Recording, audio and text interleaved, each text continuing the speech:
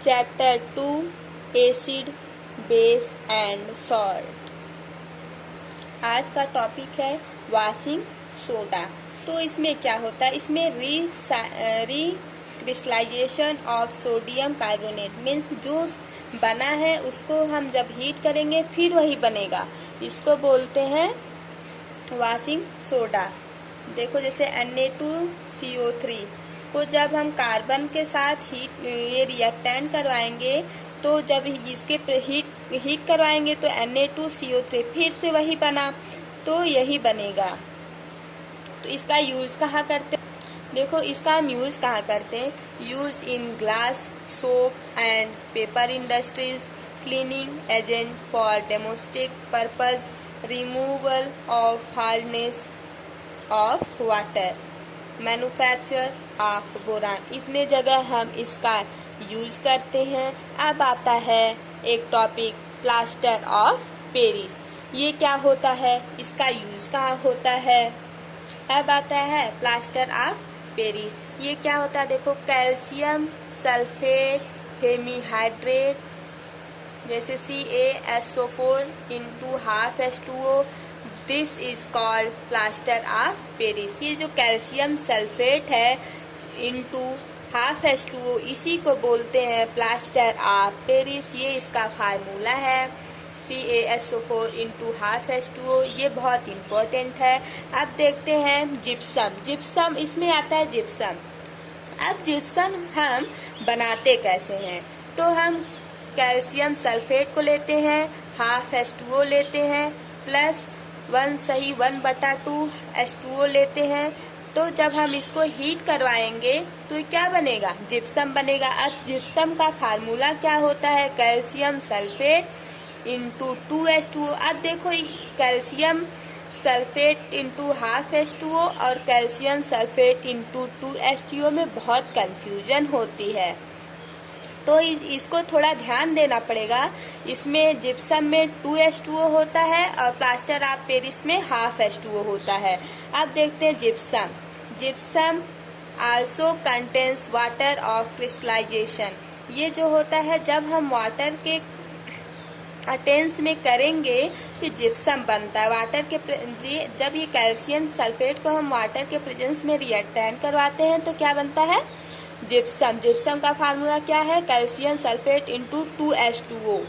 अब देखो plaster of Paris का हम यूज कहाँ करते हैं, जैसे हमारी हड्डी जब टूट जाती है या तो क्रैक हो जाती है तो हम डॉक्टर के पास जाते हैं तो वो एक प्लास्टर ऑफ पेरिस लगाते हैं, POP लगाते हैं। तो उस पे POP लगाते हैं तो डॉक्टर लोग इसका यूज करते हैं। मेकिंग टॉय, जैसे टॉय बनता है तो वहाँ पे ये यूज किया जाता है। और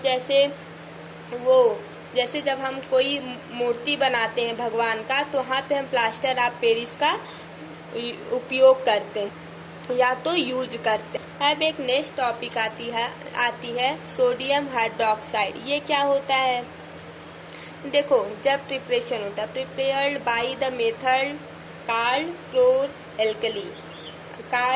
alkali because we get chlorine and a base in this.